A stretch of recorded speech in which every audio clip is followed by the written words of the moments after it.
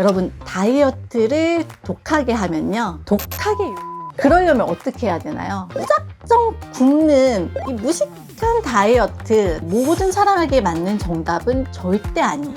저녁 6시 이후에 먹지 마세요, 이거 도대체 누가 정했냐는 거죠. 오늘도 나를 위한 한 끼 딱 터진 신의 건강 미식학 함께해요 친친.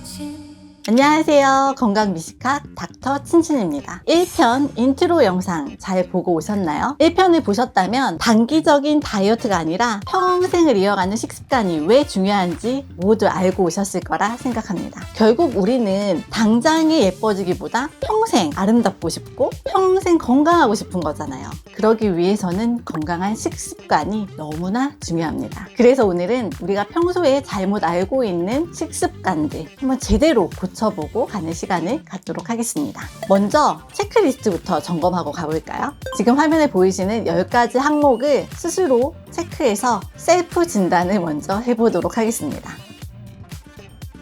10가지 항목 다 체크해 보셨나요? 요새 정보들이 너무나 많아서 아마 대부분 정답은 알고 계실 거라는 생각이 들긴 합니다. 이게 왜 잘못된 상식인지 하나씩 빠르게 짚고 넘어가 볼게요. 첫 번째, 아침을 걸으면 섭취 칼로리가 줄어 살이 빠진다. 요새 간헐적 단식 너무너무 유행이죠. 이 간헐적 단식이 정말 살을 빼기 위한 거의 바이블로 생각하시는 분들이 너무나 많아요. 살을 빼려면 긴 공복 시간 가져가는 거 물론 너무나도 좋죠. 그리고 이 긴 공복이 사실 우리 몸에도 다양한 이점을 제공합니다. 우리 몸에서 공복 시간을 가지면 우리 몸에 있는 세포들이 재생할 수 있는 기회를 주는 거거든요. 우리 몸도 쉬게 한다는 의미에서 이 공복 시간 가져가는 거 너무나 중요하죠. 하지만 이 공복 시간을 길게 유지하는 것이 모든 사람에게 맞는 정답은 절대 아니에요. 평소에 내가 식탐이 있다, 식욕이 있다 하시는 분들은 오히려 아침을 꼭 챙겨 드실 것을 권장해 드립니다. 그 이유가 뭐냐면요, 아마 여러분들도 쉽게 상상하실 수 있으실 거예요.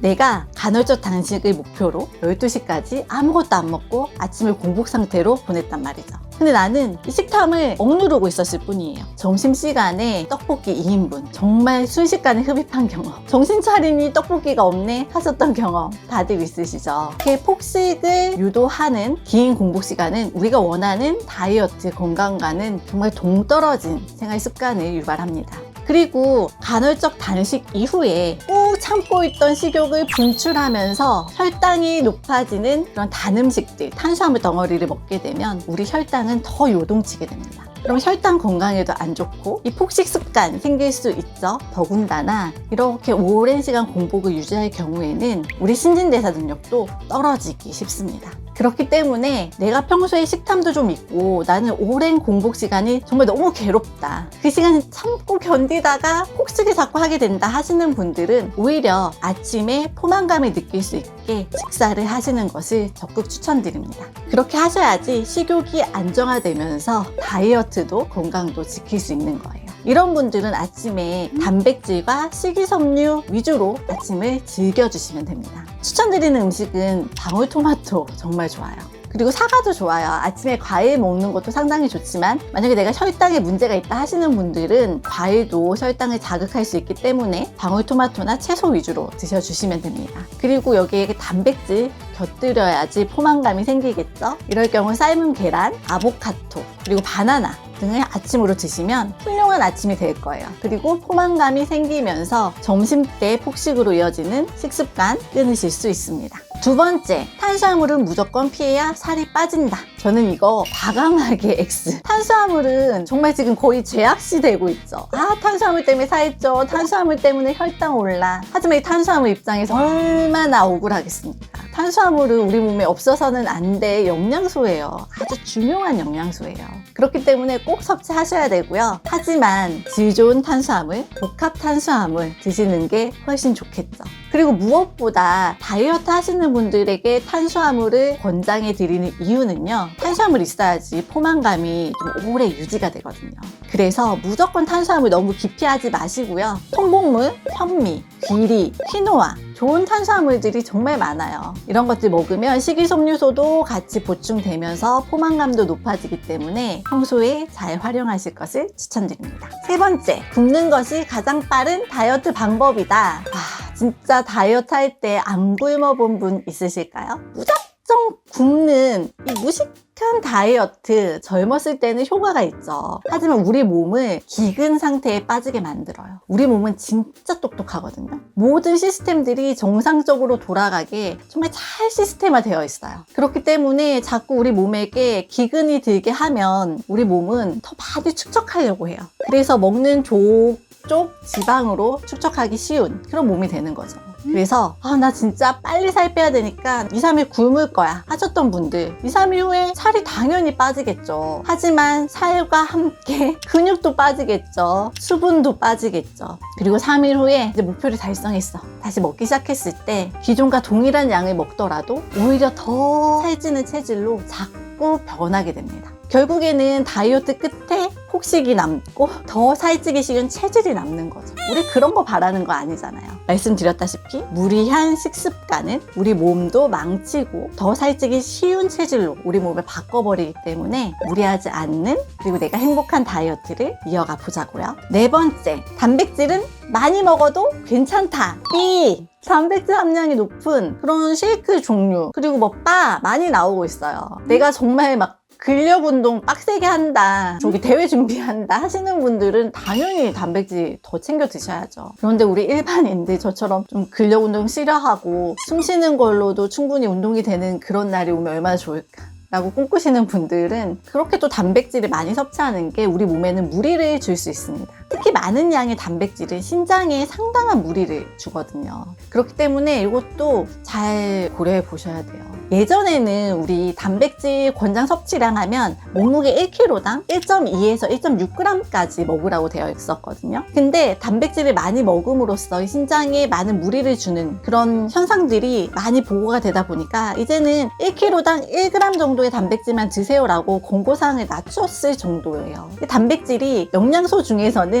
가장 소화되기가 힘든 영양소이기 때문에 내가 운동을 한다? 그러면 평소보다 많이 드셔서 근육이 되는 걸 도와줘야죠. 하지만 평소에 이렇게 운동도 잘 안 하는데 단백질만 때려 넣는다? 우리 몸에 무리를 줄 수 있습니다. 5번째, 저녁은 무조건 6시 전에 먹어야 한다. 이거는 당연히 O 아닌가요? 라고 생각하시겠죠? 하지만 저는 이거 X. 왜냐면 수면 시간, 나의 활동량, 나의 라이프 스타일에 맞춰서 저녁 마지막 시간이 정해져야 돼요. 저녁 6시 이후에 먹지 마세요. 이거 도대체 누가 정했냐는 거죠. 만약에 내가 저녁 9시에 잔다. 그러면 이제 6시 이후에는 안 먹는 게 좋겠죠. 하지만 나는 취침 시간이 조금 늦고 나랑 라이프 스타일이 안 맞는데 무조건 6시 이후에는 안 먹어야지. 이거는 저는 좀 아닌 것 같아요. 저 이런 분 봤어요. 퇴근 시간이 7시야. 그런데 살을 빼려고 해요. 그래서 6시에 몰래 탕비실에 가서 막 먹고 왔다. 이러시는 분도 있어요. 여러분 다이어트 하루 이틀 하고 말 거 아닌데 언제까지 그 탕비실에서 숨어가지고 먹을 순 없잖아요. 이렇게 내 라이프 스타일과 맞지 않는데 억지로 내 습관을 끼워 넣는 거, 이게 지금 바로 무리라는 거거든요.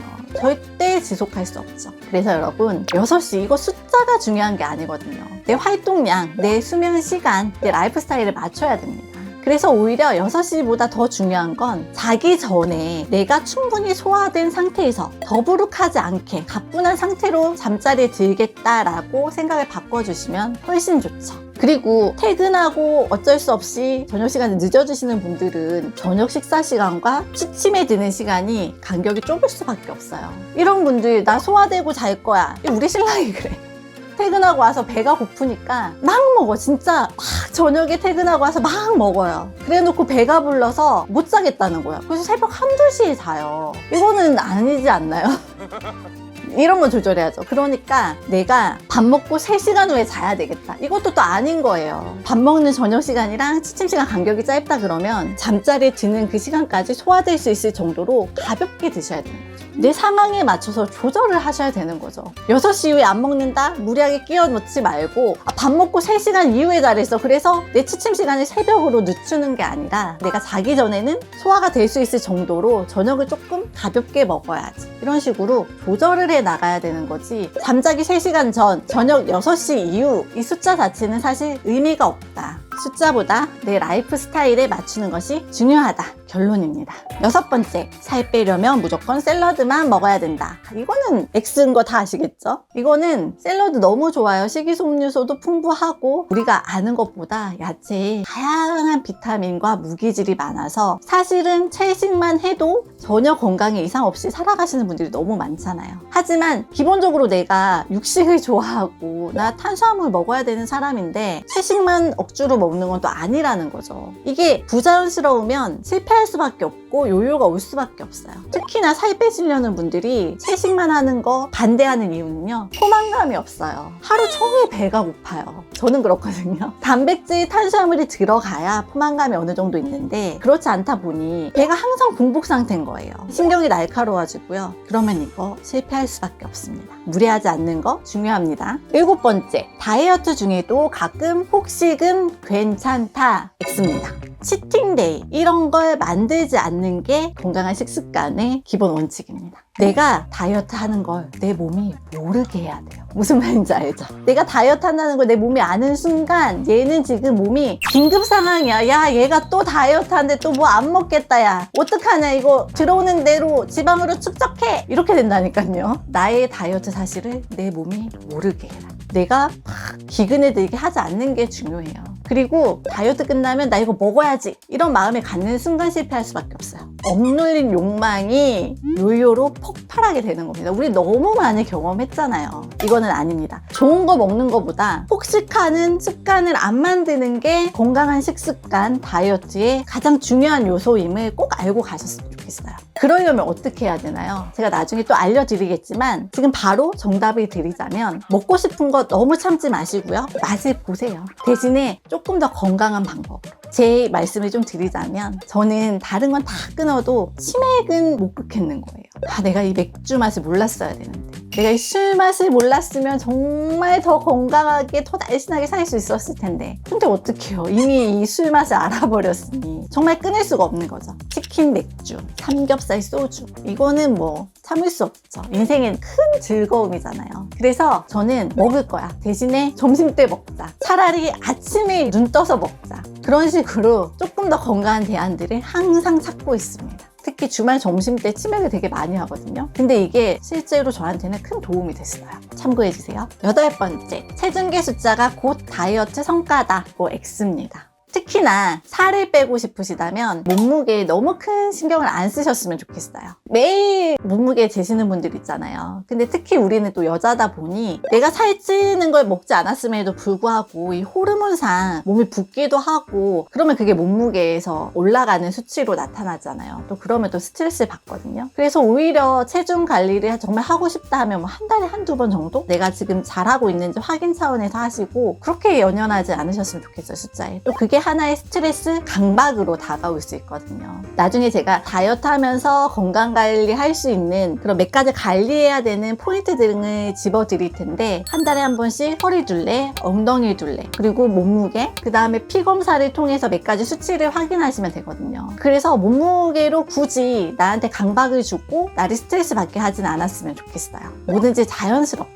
하루에도 몸무게는 여러 번 바뀌거든요. 특히 여성 호르몬에 따라서도 바뀌고 내 컨디션에 따라서도 바뀌고 내가 또 잠을 좀 못 자면 수치에 영향을 미칠 수가 있기 때문에요. 너무 그런 수치에 연연해 하지 마시기를 추천드립니다. 9번째, 디톡스 주스나 단식으로 몸을 정화할 수 있다. X! 몸을 해독하는 프로그램들이 많이 있죠. 근데 그런 거를 너무 맹신을 하지 않으셨으면 좋겠어요. 우리 몸에는 스스로 정화할 수 있는 작용들이 충분해요. 뭐를 더해서 내 몸을 비우겠다? 그거 자체가 좀 어불성설 아닌가요? 먹어서 비우겠다, 그쵸? 평소에 안 좋은 걸 안 먹고 내 몸이 충분히 해독할 시간을 주고 하면 저절로 몸이 재생되고 해독이 되거든요. 뭘 먹을까 보다 어떻게 하면 나한테 안 좋은 습관들을 좀 줄여나갈까, 이런 관점에서 생각해 보시면 훨씬 더 내 몸에 친화적으로 접근하시기 좋으실 것 같아요. 마지막입니다. 다이어트는 독하게 해야 성공한다. 여러분, 다이어트를 독하게 하면요, 독하게 요요가 옵니다. 다 경험해 보셨잖아요? 절대 독한 마음으로는 지속할 수가 없습니다. 다이어트는 일단은 편안한 마음이 중요하고요.